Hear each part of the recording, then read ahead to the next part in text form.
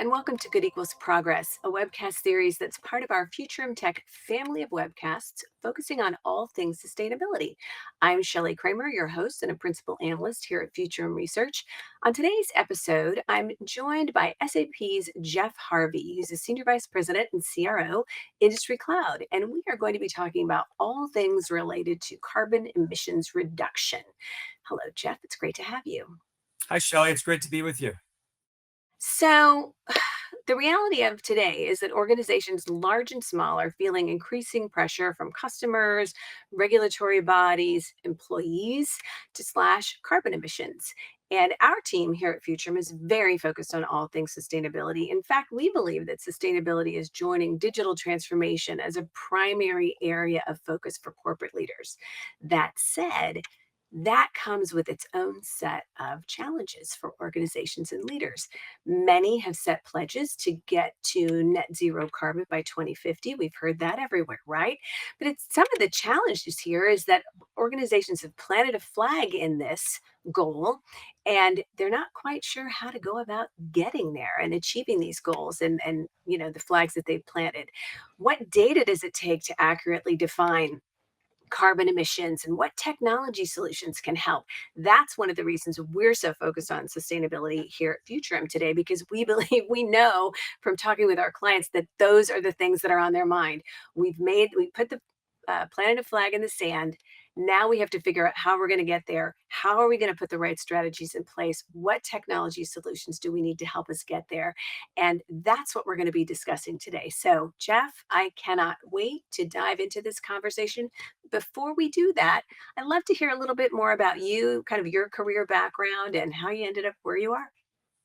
Yeah, absolutely. I'm in my 21st year with SAP, as you mentioned, currently serving as Chief Revenue Officer for Industry Cloud, which is a new area for us, a new portfolio of innovative solutions that help our customers extend business processes and capabilities with advanced technologies, ML, AI, things that help them run better, run smarter, and be more intelligent enterprises. I've spent my early years in consulting, implementing enterprise software back in the day, and former CIO. So I've been kind of all around this ecosystem, and it's an honor to be with you today and talk about this because sustainability is such a critical topic in all things we do.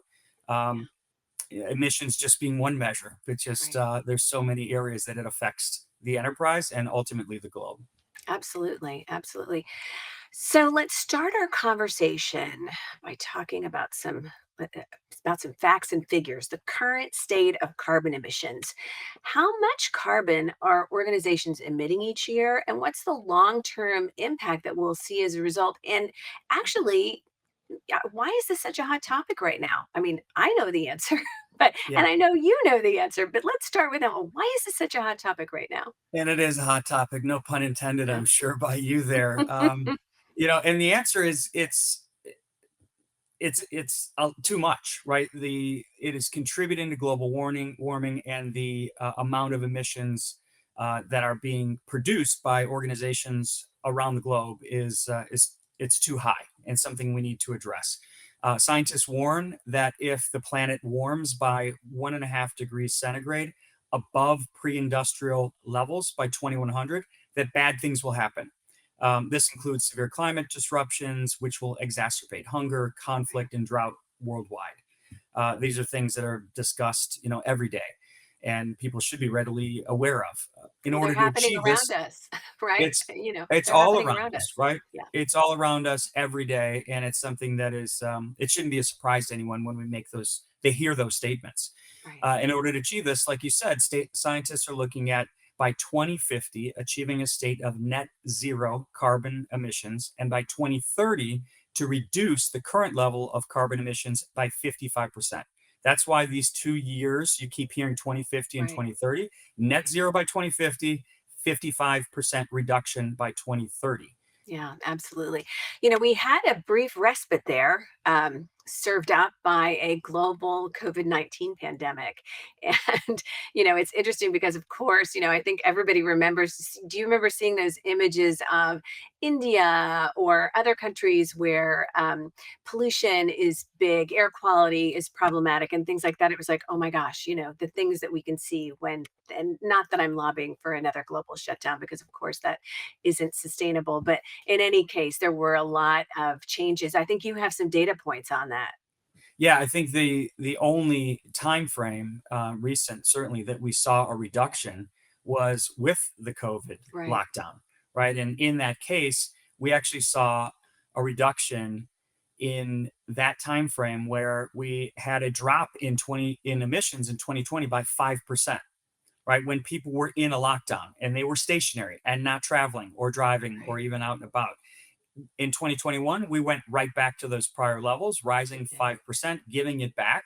And before the pandemic, CO2 emissions had increased 20% over those last 10 years. So the trend was growing. 2020 was the only year we saw a pause, and we went right back to that level as soon as we were back Right. in, returning to normal life. Yeah. We And charged it's back. something you see. Like I remember landing in China once on a flight, and I said, "Boy, the cloud cover is really low today. It's actually almost at the top of the buildings as we were driving to the hotel." And they said, "That's not cloud cover. It's pollution. It's pollution. It's smog." And it almost felt like you could touch it. Yeah. And the AQI was like 570 that day. So it was, don't go outside, don't exercise outside for sure, and avoid it as much as possible, right? And that's not a normal way of life, nor a sustainable one either. Well, and it is one that doesn't affect any change, right? I mean, it just keeps Exactly. getting worse. Right. So we see these 2050. Actually, we see lots of claims as it relates to this is what we want to have happen from an organizational standpoint by 2030. I will tell you that we've done some research that we haven't yet published that has indicated that people feel good about the progress they've made over the last year, but COVID, right, we saw things reduce. They don't feel positive. They don't feel that they're on track to meet their longer term goals. That doesn't surprise you in any way, I'm sure. It doesn't, certainly doesn't surprise us. But when we say 2050 goals, and we collectively have some big goals set around 2050, and that's great, but it's also a problem. Why is it a problem? It's a problem because inherently it's just so far away, Right. right? So there's no sense of urgency of what do I need to do today, or what Right. can I do today to affect this outcome that is in, a target we're shooting for, even in 2030, Right. let alone 2050. And it's just, I don't know about you, but I don't know if you're contemplating what you're going to be doing in 2050. It certainly is not the case where, how many times have you heard somebody say, "Oh, I'm going to start my diet tomorrow," right? My New Year's resolution is I'm Right. gonna do these things differently. And 30 days later, you're back to kind of old habits. Right. And it requires us to take action now and to set a goal, interim goals. I mean, if you Right. think about recently, just last week ago today, there was JFK's anniversary, the 60th anniversary of his speech talking about landing men on the On moon, it. right? And at the time, that was a pretty audacious goal. But and he didn't say, though, we're going to do this in 1992, 30 years from now. He said we're going to do it in 8 years. 8 years within the decade. It required some immediate action, Right. and we achieved that goal, right? And it was a matter of also collective execution to do so, across both sides of the aisle, and maybe even all around the globe, to contribute to across countries to contribute to that objective. So there are markers out there like that to make that real. I mean, just last week or week before, you heard that California said we're going to ban the sale of new gas cars by 2035. Right? That's not that far away. It is not. 13 years. But then just last week, they're talking about, hey, don't cool your house, don't charge your phone, don't charge your EV because of brownouts. So the grid can't handle the current drain, but Right. that we want to put more on it. So that just again is a note that we need to make sustainable changes to fuel sustainability to enable that to be real, because otherwise the grid's not going to be able to handle the additional throughput that Yeah. that it gets hit with. The Yeah, same and goes for companies, right? it's true, and I think about it, I had this conversation with I have 16-year-old twin daughters today, and I'm the tree hugger in our family, but I'm constantly telling them, like, all these little things that I do. They came home from Target today with plastic containers full of things, and I said, "You know what, guys? Like, I know that you buy these once a month, and I understand why you buy them, but you need to start thinking about what I can do to eliminate single use plastics. And you need to think about, oh, can I use a bar of soap instead of this plastic shave gel Yes. in a plastic can? And but my point here is that it's thinking about those incremental steps, those little things, and you can do those same little things as an organization, which of course are bigger things, generally speaking. But it really is thinking about, I think, what are all these small things that we can do together add up, and I think they make a big difference because just going down the path of, oh, 2050, it's so far away, I'll be dead, I mean, I think that's what it feels like sometimes. I know to younger people that's what the mindset is, but the reality of it is we don't have a lot of time. I mean, we have serious things that are happening every day. We have the storm in Japan. We have what's happening in Pakistan. We have flooding in the United States. I mean, we have very serious climate change things happening, and all of these things are going to require all of us working together and businesses really understanding what how they need to think about, how they need to implement, how they need to evaluate those 30-year plans of theirs. No, You you're know, absolutely right. And I think my our 26 and 24-year-old kids the same way don't know what a bar of soap is, I don't think. And I just keep telling them the same thing. You don't need to buy more shower gel. Just here's a bar of soap. Give it a That's try. such a generational thing. Oh my gosh. It truly is, like, and I will say, so I have 2 crops of children. I have daughters who are in their early 40s, and then because I'm trying to do my part to procreate, I guess I have 16-year-old twins. But their generations collectively, they don't use bars of soap. They use bottles of body gel and things like that. And I do really find myself on a regular basis talking to them about, this is why your crazy mom does the things that she does. Please don't buy water bottles from vending machines. Please put that out of your lives. Just those little things, they make a big difference. So let's talk a little bit about businesses and how are they being evaluated on their 30-year plans? I know we're seeing a lot of corporate sustainability reports. We're seeing more and more corporate sustainability officers being appointed in positions or hired in positions within organizations. But how are businesses being evaluated on those 30-year plans? It's becoming more and more mainstream, like you Yeah, said, with a CSO, a sustainability officer being named and right, starting to. That's kind of step one, getting accountability within the organization for it, and then maybe step two is setting the goals and objectives for your company. Right? Where do you stand today in terms of your overall? Companies know and they report on their top line, their bottom line, their earnings per share. But what about their green line? Right? What is your contribution? right, Is it net positive? Is it a negative? How are you actually going to turn that to what's your plan to get to net zero by 2050 or ideally sooner so that you can contribute to this cause? And I think as we start to talk more and more about the green line, it also brings up the topic of your ability as an enterprise to be able to measure the CO2 that you produce, not just within your four walls, but beyond and across your entire value chain. All of the stakeholders, the suppliers, customers, transportation providers, logistics companies, whatever it is across your supply chain, the parties that you engage with, how are they doing, right? And how can perhaps you help them to get better so that collectively your value chain is um, is a beacon for change, right? And is right, actually improving the situation overall. So there are a number of enterprises that can help you calculate this. There are methodologies and initiatives like the SBTI, Science Based Target Initiative, where they help companies to understand where they're at today and then to set targets that will support and align to their sustainability strategies. And as Drucker famously said, you can't manage what you don't measure, right? So it starts with that, being able to having a sense of urgency by getting after it today, right. setting targets. Secondly, to help drive execution. And then three, ultimately measuring against those targets to kind of close the loop. So that's what I want to talk about a little bit. I've been saying as a career marketing brand strategist, I've been saying, if you don't measure, you're not marketing. If you don't measure, you're not doing anything, right? Really. Right. So setting tools and targets are great. We find that one of the biggest challenges is that organizations don't know what they don't know. That's my favorite dad line that I use all the time. But thinking about where to start, how to develop a target, how to measure progress. And the reality is that sustainability tracking measurement and the ability to meet goals all revolves around that one thing: data. There's so many moving parts. And, so let's talk a little bit about, what are some of the key areas that businesses need to be thinking about when it comes to tracking and reporting. Yeah, I mean the three big metrics.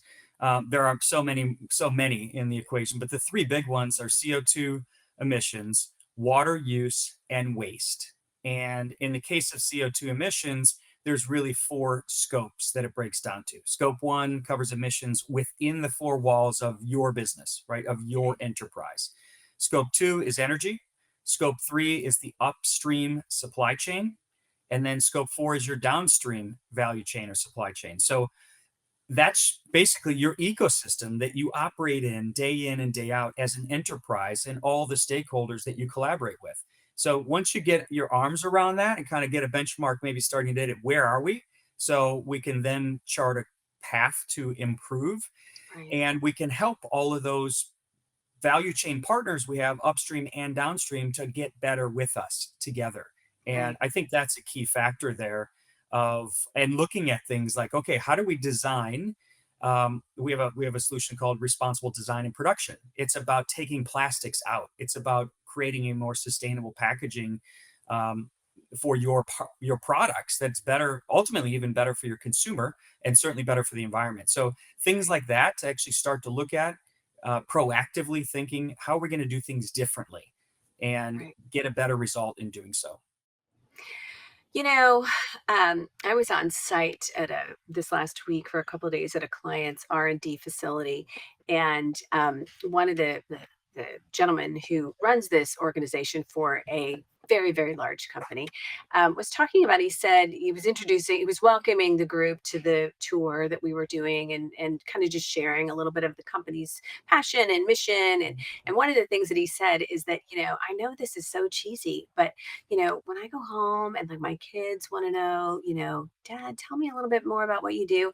He said, I get up every day and I come to work, and everything I'm focused on is about making things better for the planet.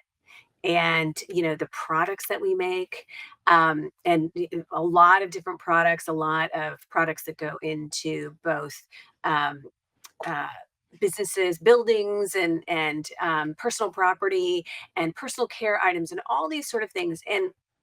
And it was a really cheesy thing, but it's kind of like me saying to my kids, like, I'm not just a crazy tree hugger. Like, I'm going to be gone, but I'm trying to make sure that you have a sustainable planet moving forward. But I thought that was really cool about just sharing his passion. And this is somebody who's been with the company like for a very, very long time. And he's had many jobs within the company, but this particular job is just so firing him up because he does really feel like everything that he does from a work standpoint is focusing on doing good. And I think that that's a lot about your role within SAP. And it feels good, doesn't it? It does feel good. I mean, our vision is to help the world run better and Right. improve people's lives. Right? Right. It's a pretty um, it's a big goal, right? It's a big goal. And it was set that way. I remember when we set it. Yeah. It was set that way intentionally, so that Yeah. we thought beyond just the products and the portfolio and the things we do on a day-to-day basis, but Right. our role, our job, our responsibility on the planet to help it run better and improve people's lives in doing so. Yeah. And that actually helps us keep everything in perspective on what we Absolutely. need to be doing and to Yeah. help our customers be running at their best, Yeah. with a set of solutions and assets that actually help them in the area of sustainability to get better, Yeah. like the SAP Cloud for Sustainable Enterprises, right? Right. That's a collection of solutions to help them do what we've been talking about, measure where they're at today, and define a future state they want to get to, and to drive their progress, drive and measure their progress between now and then, so that we're working off that just like they would. They know what they want to do in terms of market share growth, EPS growth, margin growth, right? Those are clear objectives and KPIs for many executives today. Right. Let's give sustainability the same footing, right? In the same Right. standing, so that we can do this together. Yeah. Well, I think those are great goals. And another thing that I think is really important is, it's one thing to talk the talk, but I think walking the walk is equally as important, especially with so much visibility into sustainability initiatives. And so you can't say you're championing sustainability and all those things without actually doing it. And I know that SAP has strengthened their own commitments to ESG, announcing that they'll accelerate the company's goal to achieve net zero emissions across the company's value chain by 2030. That's 20 years earlier than originally expected. So tell us a little bit about that, if you would. Yeah, that's 20 years earlier than Yeah, the stated objective, right? That they want the scientists by 2050 to be net zero. So it's something right. that we think Big about in deal. how we're executing and what we're doing, and it's everything from travel, transportation. We don't have factories per se, right? So most of what we Right, produce is through office facilities. right. It's through travel. It's through being in the field, and that's necessary to be with customers and to support them. But there's also other ways we can offset that: planting trees, giving back, doing things responsibly in the communities that we live and work. And so that's a conscious effort by SAP. Reduce the travel footprint, reduce our contribution there, and then offset that by other green ways that we can to plant more trees that you can hug in the future as well. I think that sounds great. And I do think I'm one of those eternal optimists. And one of the things that I feel like was a silver lining that came, many silver linings came as a result of collectively weathering and navigating a global pandemic, is that we learned that we can do things differently, and it's okay. Yeah, We learned that we don't have to get on a plane or a train or in an automobile every single time we want to meet with one another. And we learn that we can have events and we can attend events, and that events that are virtual. And I mean, there's so many things. We learned that shifting to the cloud, oh, guess what?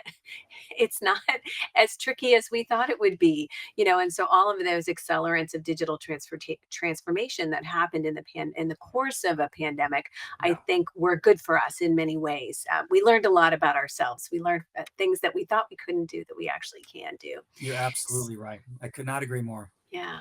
So one of the things I'd love to talk about now, and I have had an amazing opportunity to be introduced to work alongside many of the amazing partners in SAP's partner network, and I know there are some fantastic sustainable partner solutions that can be found in the SAP store.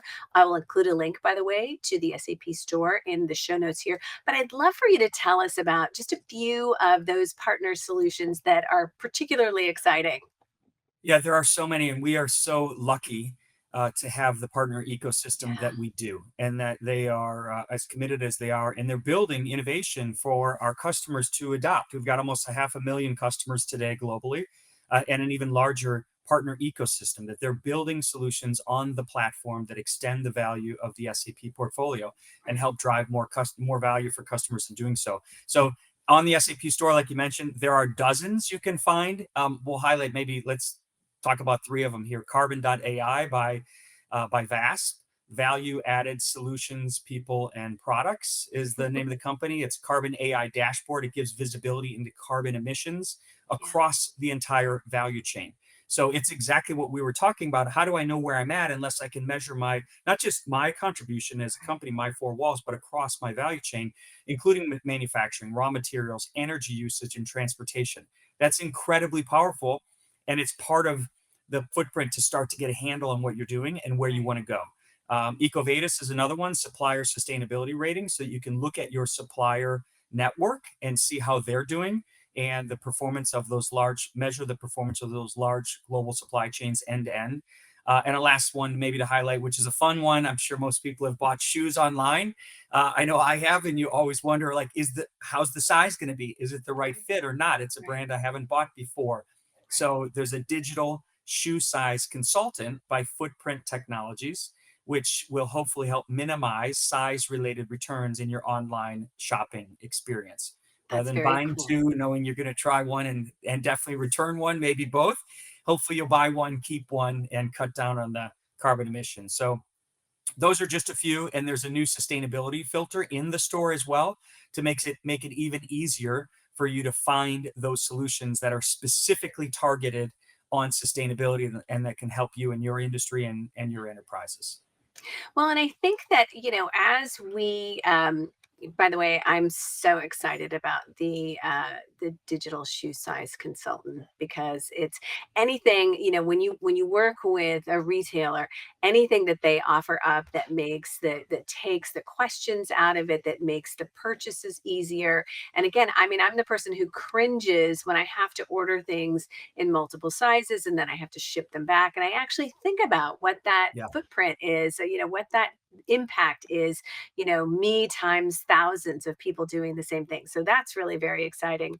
Um, but I think that, one of the things as we wrap this show that I want to share, we feel very strongly about this here at Future Research. And I think a lot of times organizations go down the path of trying to solve problems and trying to solve problems from a strategy standpoint and also from a technology standpoint, and they feel overwhelmed. And it's like, I don't know where to start. I don't know what to use. I don't know whatever. And I think that it's really important. I think that what we success today depends on the strength of your partner ecosystem and yeah, understanding that when it comes to sustainability and other things, but sustainability is what we're talking about right now, is that you don't have to build it yourself. You don't have to reinvent the wheel. You don't have to even figure it all out yourself. There are amazing partner companies that are available that can help, and when you work with strategic partners, what they bring to you and your organization is they bring all of the insights and all of the learnings that they have in executing for other clients. And they bring all of that knowledge and expertise into helping solve your problems and helping you develop your strategy. So I think that's really important when it comes to, again, 2050 can seem overwhelming. Back it up. Don't think in terms of 30 years from now. Think of it in terms of what can I do today and tomorrow and the next 3 to 5 years and that sort of thing. But I think really understanding this vast network of partners that exist, certainly in the SAP ecosystem, and, so much expertise, so many different solutions. And I think that that's really important is you don't have to go it alone. absolutely. It's a big topic, and like any big topic, you need some partners with you Yeah. to get after it as quickly as you possibly can. So Yeah. we're here. Our partner ecosystem is here, and we're here to help. Right? It's not about.